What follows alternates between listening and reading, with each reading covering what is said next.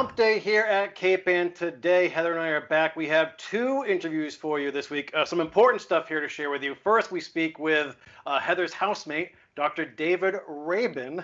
What did David have to say, Heather? Well, the big message that Dr. Rabin, my husband David Rabin, had to say is that people should not be afraid to go to the doctor. The reports like we're getting on the news are Massachusetts is doing very well. And, there are hospital beds, et cetera, and then everywhere else is a war zone. The rest of the country is in a bit of a mess. The Northeast is doing quite well. New York, New Jersey, Massachusetts are in good shape. And, specifically Massachusetts, our positivity rate, I forget what it is, but it's been quite low and it's been staying low. So the percentage of positive tests is extremely low. I mean, there's been that argument that you're going to get more positive tests if you test more.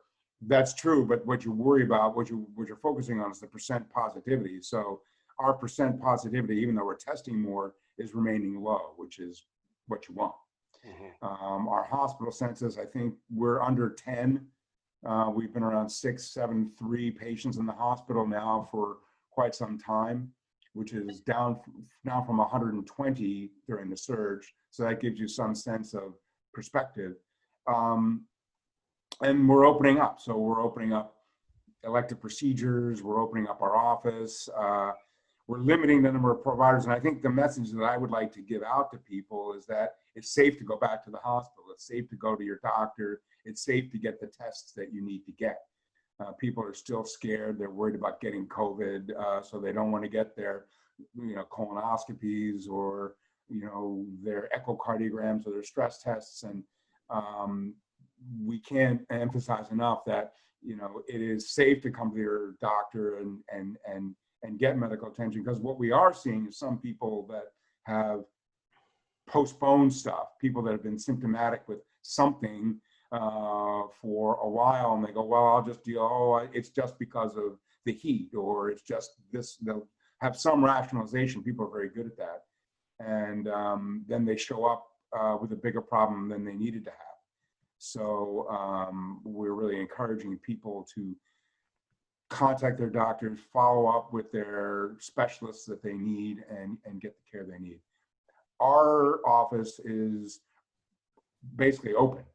We're limiting, instead of having 4 or 5 providers seeing patients, we're limiting it to 2 providers, but we're having a full schedule. So what we started out with in phase 1 was very slow, 1 hour per patient, nobody in the waiting room. It was really very slow. And then we got that system down, and now we've got it so that we can pretty much go through, I can go through a normal day, seeing the normal number of patients I normally do, but we only have 1 other doctor seeing patients. So the waiting room only maybe has 1 person in it. We don't have a packed waiting room.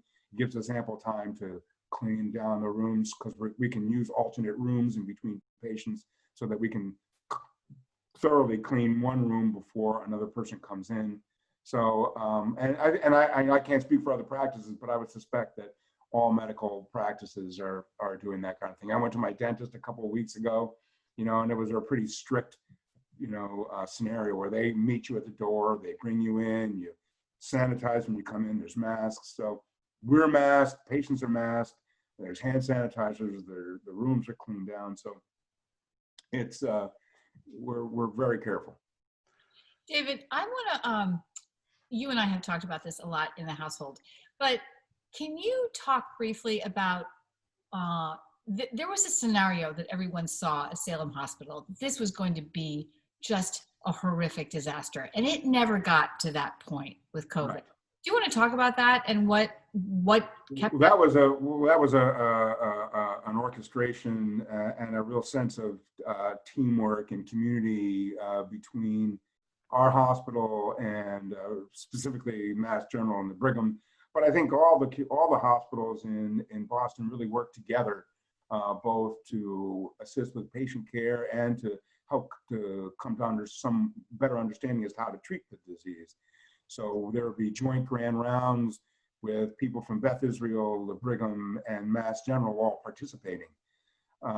As far as our hospital goes and unloading our hospital, we were able to transfer acutely ill patients to Mass General in particular, but I think some to the Brigham, but that to offload at our hospitals, that we never hit the kind of disaster that we were prepared for, but we never had to see that. So that was David, that was helpful. do you feel like we're over the hump or still very much in the thick of all this here? Well, that's a hard question. I think we're still in the thick of it. I think we have to behave as if we are still in the thick of it, because I think if you let down your guard too much, you'll wind up like Arizona and Texas, Florida kind of deal. Certainly, if you look at our numbers are low, and there's a reason for that. We're doing things very slowly. This state's been run extremely well. People are masking. People are taking appropriate precautions. So I think as long as, and when I'm in the hospital, I behave as if pretty much like we're still in a surge. I wear an N95 mask and a mask over it all the time, pretty much, or most of the time anyway, when I'm going in to see patients, because it's just, that's what's worked for me. It's not the most comfortable, but that's what I do.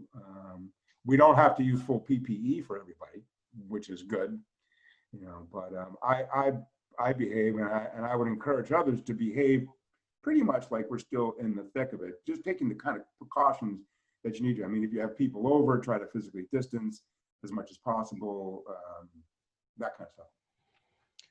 And David, there was an article in the Gloucester Times the other day because Representative Moulton had met with the administration and nurses and doctors at North Shore Medical Center.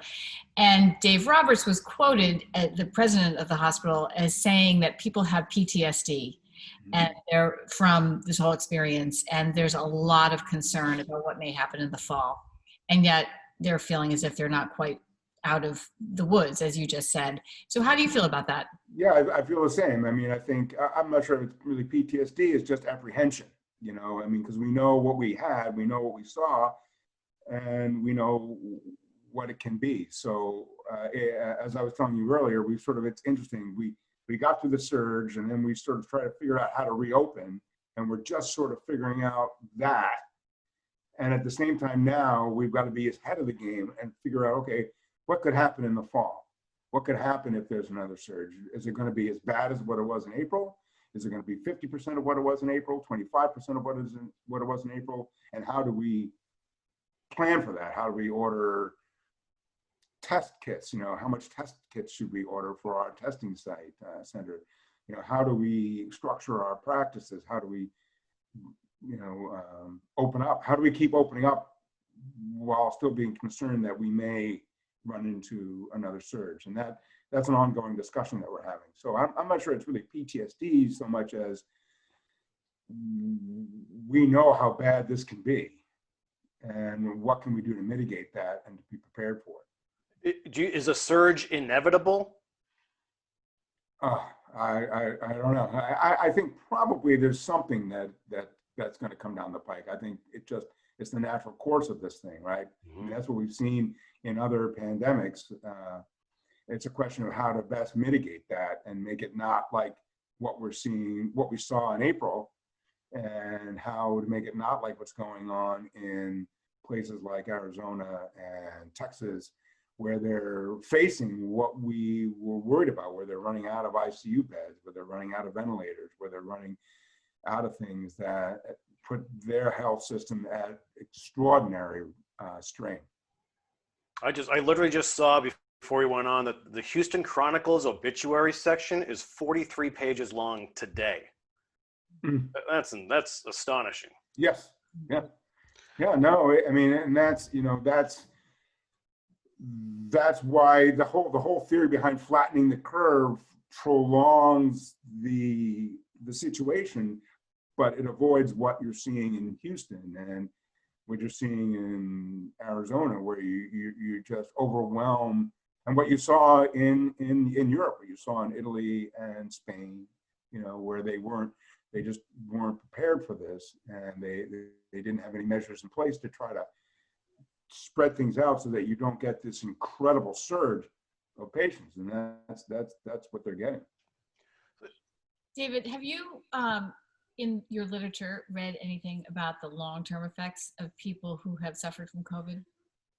Just in terms of some of the pulmonary complications, people that have been vented, and have had the ARDS, the adult respiratory distress syndrome, and really have been on prolonged ventilation.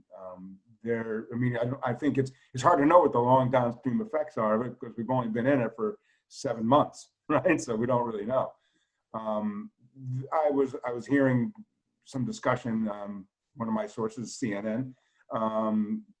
There was a woman who had worked for the CDC, and she describes this cohort of patients who they call the long haulers. And these are people that have either prolonged positivity, where and we've talked about people who continue to test positive well out, and then people that have long-term sort of bizarre side effects. I haven't seen that, but there are things reported, and everybody's different, every disease is different. We talked about people with Lyme disease. There are people that get Lyme, they get the arthritis, and then they're done, and they're fine, and they have no sequelae, no long-term problems. But then you've got other people who are crippled by Lyme for their entire life or for a prolonged period of time. What's the difference between person A and person B? It's the same with, I would imagine, with COVID, because it is such a bizarre virus in that it has so many different manifestations and so many different scenarios. You have the classic dry cough and fever, headache, and myalgias, and then you've got people with GI stuff, and then you've got different degrees of that. You've got people with horrific diarrhea, and their whole course is as bad as the people with the bad lung disease. And then you've got people with a very self-limited, almost like a stomach bug. Why is there a difference between the two? And it's not necessarily, I don't think, they're comorbidities like diabetes or hypertension, because I took care of a patient who had a very self-limited GI course, and he had heart disease and hypertension, and he was older. Why did he just, he was fine. Whereas other people. He tested positive, right? For COVID. Yeah, he tested positive. He had COVID, and yet he looked fine and had very little problem, as opposed to other people who obviously have much more grave scenarios. I don't think we understand why that is. It is the same if you look at even just generic flus. I mean, I've taken care of people who have had horrific responses to just the flu, where they're intubated with the same kind of, pulmonary complications, while other people, they have a few days of muscle aches and fever, and then they're fine. So, but I wanted to ask how the mental well-being of the staff is, how their stamina is holding up, what morale is like amongst the team there. I think on the whole, it's pretty good. I think some people are wondering, I think people are a little tired. It's hard to spend your day in a mask. It's hard to be this vigilant all the time. So there's fatigue, I would say, for sure. I think there's some sense of feeling, there's a good feeling that we've somewhat, I wouldn't put it in the past tense, we haven't succeeded, but we are succeeding in this state in terms of keeping things at bay, keeping things at bay, but that effort is fatiguing. And I think that fatigue stresses people, and I think there is some stress. I wouldn't say morale is bad, but I think people are still, there's a baseline area level of tension. Certainly when I'm in the hospital, I'm a little more tense than I used to be. It's hard enough to be a cardiologist on call in the hospital, right? But to be running around and not really, with masks and face shields, and for some people that you're not sure of, putting on the whole PPE stuff, it adds that layer. So I would say morale is good, but it's people are fatigued. And the problem is that we need to realize that this is something that we have to maintain vigilance, and we can't stop being vigilant. So we have to we have to sort of tough out the fatigue. Have you heard any encouraging news about a potential vaccine? And I'm also wondering if, like, what would it take to convince you that we are at the point where we're keeping it at bay? Not that maybe it's a completely controlled situation, but maybe when we are, are over that hump. Well, I think having a successful vaccine, and I think what I know about the vaccine. There's a company, Moderna, that's going into phase 3 testing. They're putting it out. They've had some good responses in terms of stimulating the immune system. I'm not a virologist, so I read what you read, but that certainly is a game changer. But again, how long your immunity lasts, how long do these antibodies remain? Do you need booster shots? Do you need, what we don't know, but that's certainly, if we had a really good vaccine that we knew was very successful, excuse me, and we do have better therapies for COVID with remdesivir and some of the other immune modulating drugs that we have. Hopefully we can have a better outlook on what's coming down the pike. That would make me feel better. But I look at, again, I just cautionary tales. I look at the other states that aren't doing so hot, and that makes me want to sort of double down. And not pat. We can congratulate ourselves for making it this far, but I think we still have to keep running and keep this kind of sense until we have a good sense of what a vaccine is and really good cures that are available for everybody. Remdesivir is a good drug, but it's not like you can just put in an order for it. There's stockpiles, and it's somewhat rationed, and it's expensive. So there's a lot still to be concerned about. It's just it's cautious optimism, I guess, is the way I would put it. So David, do you think people will know where you went to college? Yeah, well, I think anybody who knows me knows where I went to school.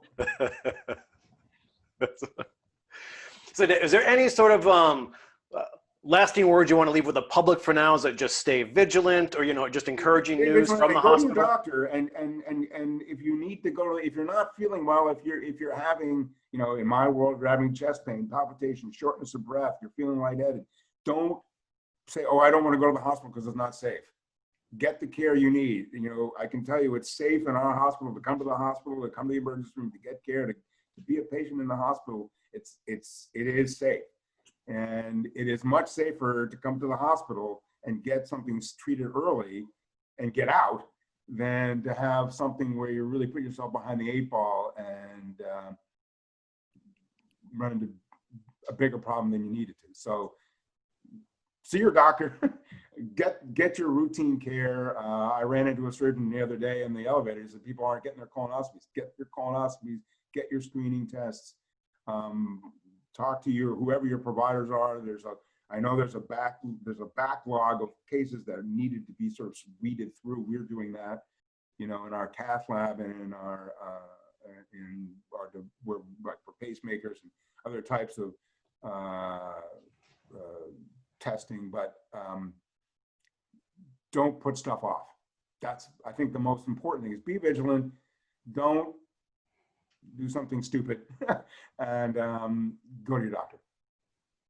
So some very encouraging news from Dr. Rabin about how things are working out here in Massachusetts in the Northeast Corridor. A little different from when we were speaking with him a couple of months ago. Of course, there's still a lot of raised eyebrows about what's happening in the rest of the country, a lot of hot spots. But it'll be interesting to see what happens after summer, towards fall and winter. And I'm sure we'll be checking in with David to see if he expects that second surge. Yes, I can tell you in this household, there's still quite a bit of stress. There's a lot of, he has a lot of meetings still, anticipating what will happen in the fall, what may happen in the fall. And there's a lot of concern around the potential return of COVID. Well, on a lighter note, we also spoke with Chris Griffith. He is the executive director at Gloucester Stage Company, right there over on East Main Street in East Gloucester. We had a great chat with him. He was really fun to talk to when this first hit, although it was pretty unsettling times, obviously, for our local theater. Anyway, here he is talking about some of the upcoming programs they have. Gloucester Stage is kind of a scrappy theater, you know, we're smaller. We belong in this group of theaters in Boston like Speakeasy and Lyric Stage and New Rep.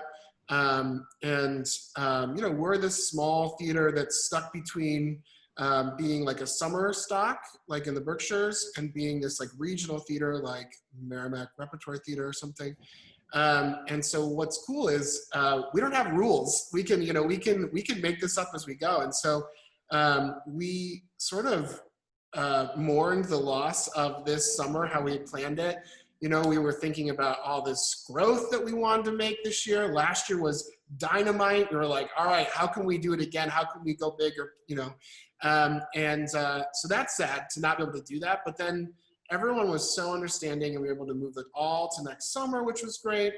And then we're like, okay, so now instead of like, well, what can we do? We were thinking, what can we do now that we would not have been able to do this year if it was normal?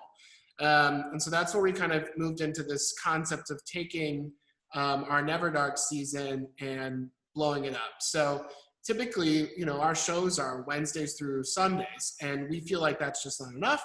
So we add shows on Sunday nights and Tuesday nights, and we call them Never Dark, the idea that we're always doing something. And what's so great is Cape Ann has this like constant heartbeat of tourists coming through that are always looking for things to do on even Sunday and Tuesday nights. So we took that season, which is normally one-person shows and smaller pieces that can happen on stage of what's already going on, and we turned that into our whole season this year. So it's been a shift. We've like suddenly become this like digital film studio that we weren't anticipating, but we've always had the tools and resources to put on a show, and now we're just doing it online. I'm sure you guys have seen, you know, Zoom performances and stuff like that. And you know, I saw one at the Public in New York, and I was like, that's awesome, that's great. But it wasn't, I think, what we wanted to do. So when I was working with Bob Walsh, who's our artistic director, we were like, okay, how can we like, since we're sort of in this space where other theaters have been hoping to start in September, and so they're still working on whether or not they can open in person or outdoors in Boston, stuff like that. We knew that that's the end of our season. We're not going to be able to do it. So we really focused on what can we do to move the bar a little bit further than just Zoom. So that's what this season's been for us. So it's been filmed with, you know, multiple camera angles. You know, as much as I love seeing you guys on the squares here, the hope is that no one will ever see squares like this in the performances with us this summer. Yeah, I think that we just tried to put together a very unique and diverse season that sort of represents what people would have seen if they were with us in person. And so far, the response has been really awesome. So that's been really great. I don't know if you want me to talk about the performances that are coming up, or if that's helpful, or okay. And how do people tune in? And is it subscription? Do you pay per view? How does that work? Yeah, good question. So we also have these really amazing sponsors that supported us this season before they knew that the floor was going to fall out. And when we reached out to them, we're like, hey, here's our thought. How do you feel? They were so great to be like, yep, we're going to support you in this process, and we love that you're still making an impact in this way. So what's great is that funding has allowed us to keep doing these productions, and also take the money that we normally would be spending on artists, which is like our mission, and continue to push that into artists, and now filmmakers and directors and lighting designers are still getting not as much as what they would have gotten if it was a full season, but they're still getting some money from us. And what's also great is it doesn't affect like unemployment if that's what they're working on. So yeah, so for us, it's all free. So everyone can watch this online for free, which is pretty cool. Definitely, as some folks have experienced major financial, problems in this time, we want to make sure there were like no barriers to experiencing art through Gloucester Stage this year. So, and then most folks have been making a donation on top of their ticket reservation, and that's been awesome. That's been super helpful for us because again, we can just turn that around and put that in artists' pockets. They're helping make us make this season possible. So yeah, so it's like all online. You go to Gloucester Stage, and then we've been using Vimeo, right? Which is like, if anyone has ever uploaded a video to YouTube or Vimeo, they're totally, used to this. It's just like watching a YouTube video, and our patron base skews a little older. But I will tell you that some of the systems and the way people have been hooking up their iPads to their smartphones, their TVs, some of these people know way more about it than I do, and they're schooling me. They're calling me and they're like, "Hey, I have this, Fire Stick that's going into this thing, and like we made it work, So it's been fun to. We're challenging people to be innovative in their own homes on how to watch, but it's been good. And so stories that are coming up, we actually just did a performance by Ute Rafar, who is this like world-renowned vocalist from Austria who lives on the North Shore, like classic North Shore story, right? There's like some fantastic Grammy award-winning person that lives down the street. That's like classic North Shore Boston. And so she performed a piece about Kurt Weill and Lot to Linya, which super like, where are the theater nerds at? They all came out for that one because folks would know them from like Mac the Knife is a song that came from him, and Cabaret. She was a large part of making the musical Cabaret happen.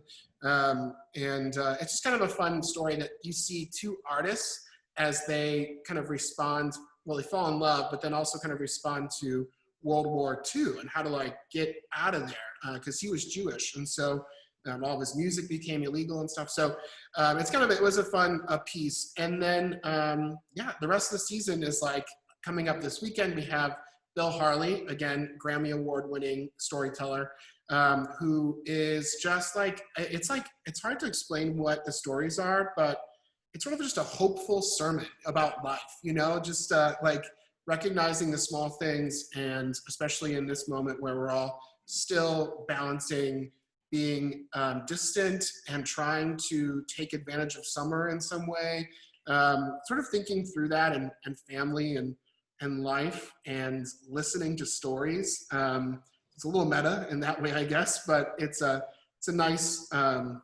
almost like sort of like moment of Zen through storytelling. I don't know, it feels definitely a little NPR-ish, which is cool. And then sort of like adapting more on the stage side. We're doing a new play by NPR's Jack Beatty about when Hitler and Chamberlain met and how they thought they were gonna have a peace talk, and then of course that fell apart. So that's a new play that we're looking at, and that might be something that we do in the future. After that, we are doing our 2020 gala online. So it's sort of at home, which is great. You don't have to get dressed up or go anywhere. But we felt like we still needed to celebrate the theater at some point this summer. So what we did is we kind of called in all of our favors from the folks that have worked with us in the past. And right now, like Equity, which is our actors union, has this rule where folks can't leave their house yet. I think that the first two theaters in the country were Barrington Stage Company and the Berkshire Theater Group that are allowed to actually bring actors into rehearsals. Like anywhere in the United States, they're the first two theaters, which is pretty cool for Massachusetts. But they had to do a lot to be able to get it to be possible. So for us, folks can't leave their home, they can't come here. So we sent them cameras, or they used their own, and they filmed like husband and wife or boyfriend, girlfriend, filmed two-person scenes. And so it'll be a whole evening of couples. So sort of this like togetherness moment on stage. And so we're really excited about that. And then later in the season, we have like a new one-woman play about Isabella Stewart Gardner. We had really hoped to try and be able to film at the Beauport Sleeper McGann house. I don't know if you guys know, but the guys that, Henry was a friend of Isabella. She loved the gays, and they were really good friends. But she unfortunately has equity, and so she can't come film anywhere. So they have to do their own thing. But it is a really cool way that, Isabella spent, we all know the museum, but she spent like all of her summers up in Gloucester when she wasn't traveling around the world. So it's kind of a neat little combo for this space. And then after that, we're doing a new play about sort of refugee trying to get to Canada and out of the country because she's an immigrant and she's pregnant and she had escaped from Sudan. And she encounters this woman who was a sheriff who's retired. And it's this like kind of beautiful story about a woman who is a police officer and also an African-American, and how she encounters this moment of sort of justice and what's right. And it's such a, the story just intersects so much about immigration, about police right now. And we'd actually been looking at this story for the past 6 months. So then there's a new play, also a one-woman show by a woman named Dee Dee Batiste. She's absolutely fantastic. And she has a show called No AIDS, No Maids. And this is also this moment of Black Lives Matter in the theater world has really taken root in the way that, theaters are a place, I think, where how we work and interact in the workplace, it starts to grow here. And I think that artists, like BIPOC artists are recognizing that, hey, we need to call it out. Even an organization like a theater, which you would think is a little bit more ahead of the realm, there's been a lot of racism that's just been rooted in the system from the very beginning. And when you're portraying historical dramas, there's a lot of things that come with that, and so there's this play it's a dark comedy about the reality that, if you're African-American, you're asked to play a slave in a play constantly. And what does that mean when you are becoming this person, but you're also putting that person inside of yourself for a moment? How does that affect your psyche, and especially in today's world? But then also there's a conversation about like LGBTQ members who are constantly encountering these AIDS roles, folks that are dying of AIDS consistently. And so, again, important parts of history that we have to tell and tell correctly and bring the humanity into that, but also this moment where you recognize that as artists, being faced with those moments over and over again is a challenge. And so it's a good sort of funny walk through how things like movies like The Help or Green Book, things like that can be problematic. And we think, it's a good challenge. So that's also an important part of our season. And then finally, we're doing a new show called Subtext, and it's all about, it's like texting, but also it's a pun on the word subtext. It's about high school dating in the digital age. So we tied our youth program, our high school students in our summer youth program. They are learning obviously virtually online this summer.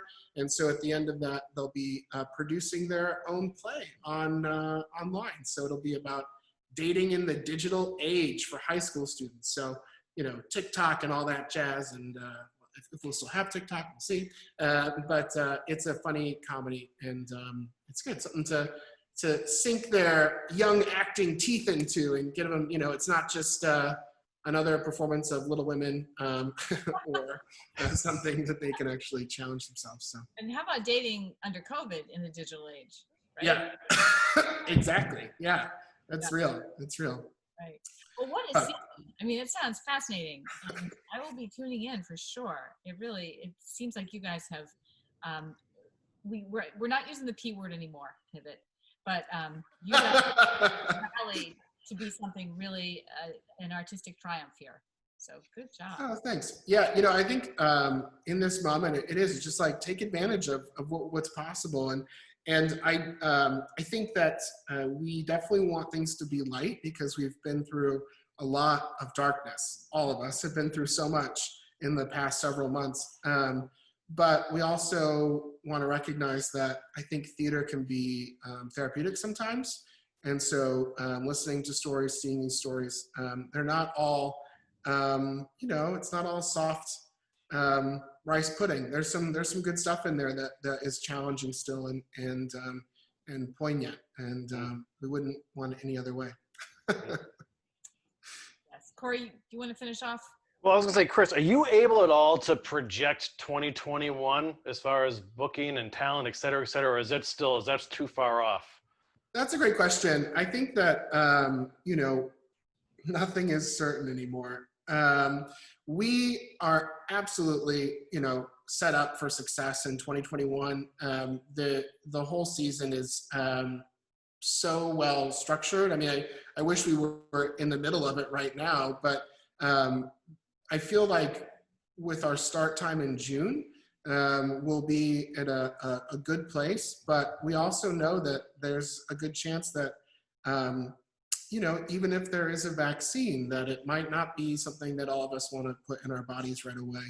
And so we're thinking through that, and we're very thankful for our sister theaters in Boston who will be sort of at the forefront of this fight, trying to figure out what makes sense, what audiences are willing to